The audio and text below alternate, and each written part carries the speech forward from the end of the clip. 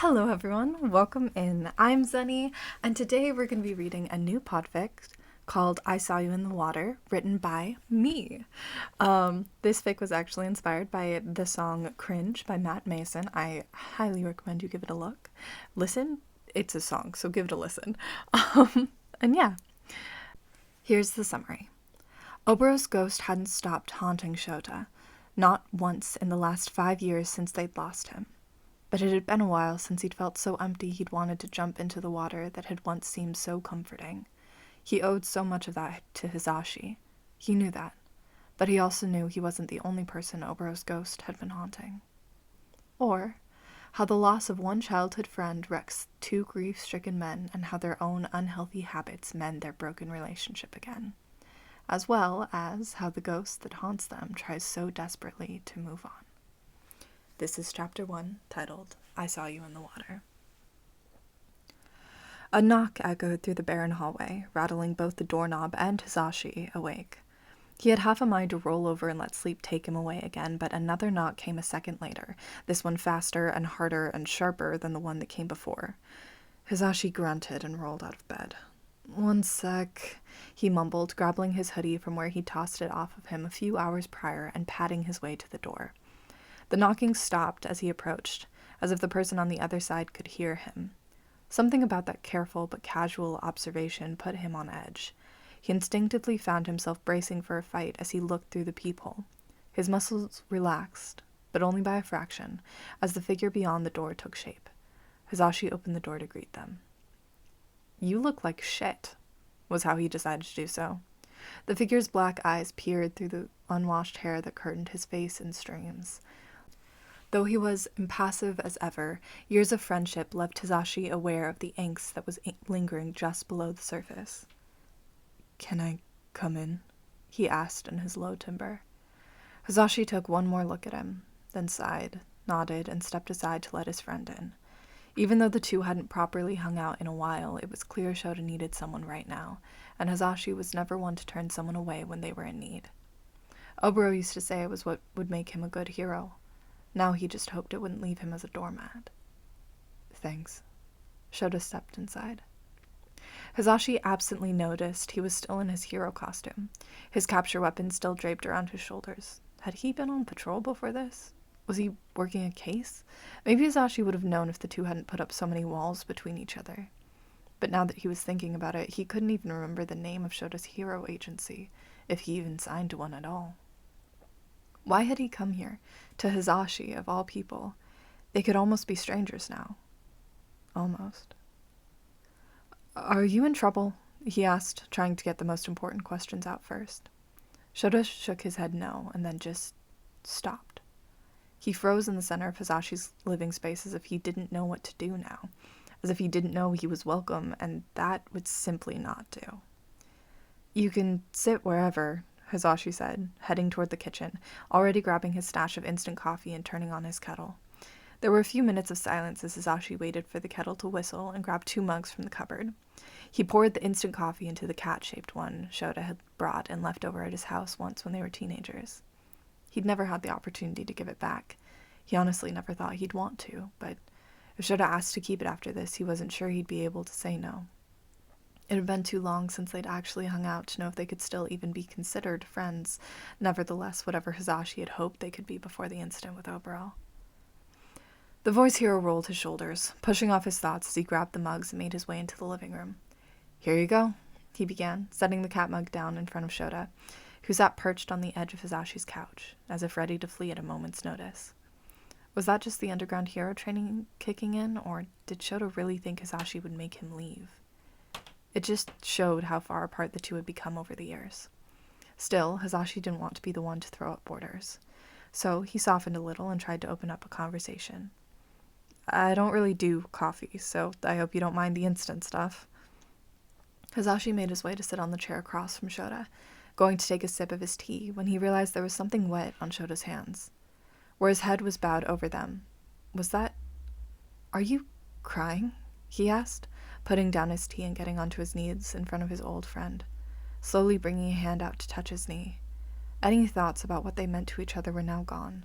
All Hizashi could think about was comforting his old friend. "Sho, what's wrong?" It was at the old nickname that Shota's eyes finally snapped to Hizashi's, bloodshot and tired and something else. Some emotion that Hizashi had seen on people he'd saved from drowning, or on villains before they turned themselves in, or on drug addicts as they begged for another dose. Desperation. But what was he desperate for? He finally spoke after looking into Hizashi's eyes for what felt like an eternity, his hands having ghosted in the air for a moment before dropping back down to his lap, taking his eyes with them. "I almost did something tonight that I think I would have regretted." That didn't answer any of Hizashi's questions, but considering Shota's lack of eye contact, he thought pushing at this moment would be a bad idea. Still, that didn't prevent his mind from skipping to all of the worst ideas. Had Shouta almost murdered someone? Had he fallen into drug addiction and almost done something terrible for his next hit? Did he almost join a villain, or give out information, or sell secrets, or try to destroy the government building? Or the only thing that pulled him out of his spiral was his friend's hand finding his and wrapping around it. He felt himself sharply inhale. They hadn't touched like this since losing Oboro. Suddenly, all the memories, all the feelings from that time rushed to him. This was Sho. This was his Sho. No amount of time or distance or loss between them could change that. Hizashi flipped his hand over so it was less Shouta preventing his hand from moving away from his knee, and more a proper handhold. As he felt Shota's fingers lace between his, he was filled with the need to see his friend's eyes again, to look at him and know what this meant. What did any of this mean? It was a few more minutes before his wish was fulfilled, but when it was, he felt his heart break. That desperation was still there, but there was so much sadness around it.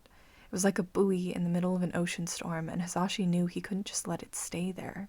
He wouldn't let his friend drown in the water, not when he might be able to save him. "Talk to me, Sho. What happened?" Hizashi had seen a lot of shit since becoming a hero. Gruesome murders, dead people of all ages, suicides, rotting flesh. It would take a lot to make him flinch. And in this moment, with Shota's hand in his, he was pretty sure his tolerances for all of those things had been doubled. He'd hear any horrific story, in whatever amount of graphic detail he needed to, if it would only keep his friend from having that sad look in his eyes. "I went out to the bridge tonight," Shouta huffed out. He didn't need to specify which bridge. There was one bridge in Musustafu that every hero knew about. Most of them had nightmares from people who jumped, people they couldn't save. Hizashi himself had been there a few times, talking people down. He hadn't lost anyone yet, but that wasn't for lack of them trying. Thankfully, Namuri's quirk had been faster than the listener's feet. Hizashi was starting to put the pieces together. "Oh, Sho." Hizashi gave his hand a squeeze and added the other one to his arm. "Did they—" He let the rest of the sentence go unspoken. At that, Shouta laughed. It wasn't the quiet, shy huff he used to use when he found something Oboro and Hizashi had done funny, but was trying to hide it, nor was it the unrestrained laughter Hizashi and Oboro used to spend hours trying to get out of him. No, this was a vicious, cold laughter that held something horribly broken underneath. Hizashi looked at his friend questioningly. The dark eyes had left his own, and they stayed looking at the ceiling as he spoke. "No, I didn't." And suddenly Hizashi's world fell apart. Shouta he hadn't actually considered doing that, had he? Surely there was something that kept him tethered, wasn't there? Things couldn't possibly be that horrible that he didn't think anyone would miss him if he was gone, were they? What exactly had his friend been through the last few years that they'd been apart? Before Hizashi realized what he was doing, he had Shouta wrapped up in a hug. He felt his friend shudder a bit at the contact, but he refused to let go, not when he had almost lost him. "Thank you," was all he could make out between the tears that threatened to run down his face. Shouta didn't sob, not audibly, but his shoulders shook. And Hizashi felt tears soaking into the sleeve of his sweatshirt. He just gripped his friend tighter. He let their bodies press together in a way they hadn't in ages. He breathed him in with every inhale and pushed away the rest of the world with every exhale. In this moment, this one moment, he was just glad his friend was still here with them. He swore to never take the scent of days-old coffee and sandalwood for granted again, not when he'd almost lost it. Too quickly, Shouta motioned for Hizashi to loosen his grip on him, and he begrudgingly complies, if only because he's worried about pushing the man away again by not respecting his boundaries. So the two pull apart, and Sho looks at him again. His eyes are still sad and desperate, but there's something in them now, something warm and filling, like an ember. Shouta brings his free hand up to Hizashi's face, cradling it against his cheek for a moment, before wiping his thumb across it. It comes away wet. When had he started crying? Shota's expression was unbelievably soft, softer than it had been in years, even before the accident with Oboro. Hizashi wasn't sure he'd ever seen so much kindness in his best friend's eyes. "I didn't," he repeated again, this time a reassurance. Hizashi allowed his mind to repeat the fact, to hold on to it like a lifeline.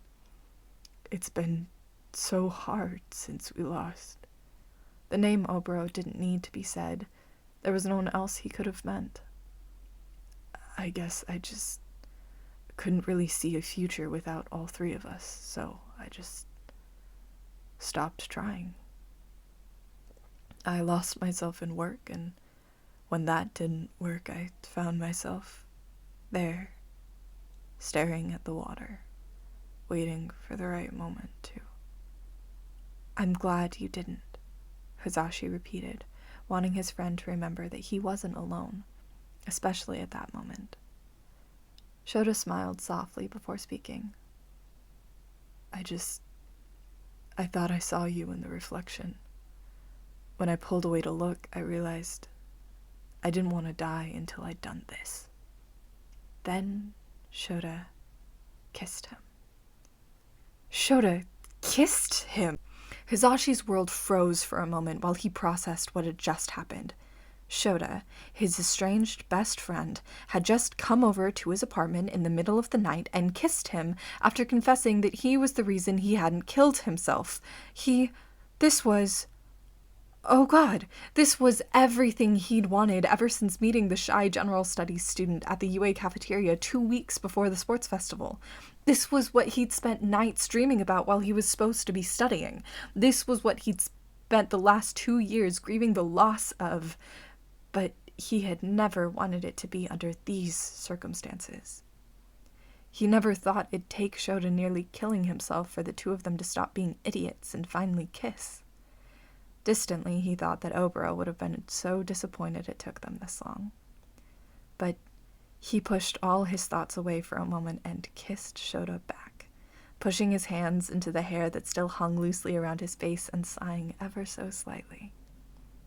They stayed like that, Hizashi pulling Shouta back in for another kiss when they separated for air, and another, so many that he lost track of how many times he'd kissed his best friend, until every bad thought was left trembling in some back corner of their minds, and all that was left was the two of them in that moment. No past, no future, only present, only warm lips pressed against each other, and hands in each other's hair, and soft, murmured sighs, and a reminder that they were both there. They were both okay. They were both alive. But of course, the heat of the moment couldn't keep the darkness at bay for long. Eventually, Hizashi pulled back and meant it, leaving Sho pouting a little at the lack of contact. And God, if Hizashi had known he could make that face when they were teenagers, he would have confessed his feelings a long time ago. But they were adults now, and that meant they had to do things adults do, like considering mental states and the consequences of continuing down this path with a partner who had admitted to being mentally unstable less than half an hour ago. As much as it pained him to say no. "Sho, no more for tonight," he said, accepting the responsible adult card begrudgingly for the night. "You need sleep. We can revisit this tomorrow morning when both of us have clearer heads." He watched as Shouta immediately closed himself off. The loose position he'd found himself in as they'd made out immediately stiffened up, and his eyebrows furrowed almost imperceptibly as he gathered himself together and moved to get off the couch. "Of course, sorry I bothered you." His low voice rumbled through the apartment as he moved to stand. Hizashi reached his hand up and grasped Shota's. "You aren't a bother." The brunette's eyes found him again, shock at being stopped tracing his much less desperate, softer frame. And you don't have to go if you don't want to. My couch is pretty comfortable, according to Namuri. A soft smile flicks at the corners of Shota's lips at the mention of their other friend, but he still hesitates. And Hizashi knows he has to say more. He has to explain. This is everything I've wanted since we were kids, Sho. And there's that ember of hope flickering in his eyes again. But you literally just almost killed yourself. And as incredibly glad as I am that you didn't, that I get to see you again, that we got to do this. He gestures to the both of them. I don't want to take advantage of you. Not like this. So we're gonna sleep. Then we're gonna talk about what all this means in the morning. Okay? The tension that had lined Shota's shoulders since sitting up visibly loosened, and he nodded softly in understanding. All right. Hizashi smiled softly and got up from his position in front of him. I'll go get you some blankets and pajamas, and make yourself comfortable, okay? Shouta nodded again, and Hizashi left to go scrounge around his apartment for the aforementioned blankets and pajamas. He couldn't help tracing his lips where he'd just been kissed by the most amazing man he'd had the pleasure of knowing, by his best friend from high school, by the only man he'd ever really loved. Even though he wished the circumstances surrounding this had been better, he couldn't help but revel in the feeling that Shouta liked him. Shouta really liked him. And that maybe, just maybe, they'd get to explore what exactly that meant for the both of them. He let that thought carry him through the rest of his search throughout the apartment. When Hizashi came back out to the living room, he found Shouta already curled up on his couch, asleep. He huffed lightly and put the spare pajamas off to the side in case the underground hero woke up in the night and decided to take off his costume. Then he grabbed one of the blankets from off the top of his pile and draped it over the man he cared about so deeply, humming a soft tune while kissing his forehead before turning to head to bed himself. Good night, Sho, he whispered softly as he could from the hallway. All he got was a soft snore in response. He chuckled lightly and went off to sleep the rest of the night away, excited for what the morning might bring. And that's it! Oh my goodness! This was such a fun fic to write, although as I'm reading it out loud, I'm like, oh my god, I changed tenses here. I could have written that so much more smoothly. This is the author's curse. But anyway, I hope you guys enjoyed. If you did, please leave a like, subscribe, or comment down below, and I will see you all next time. Bye-bye!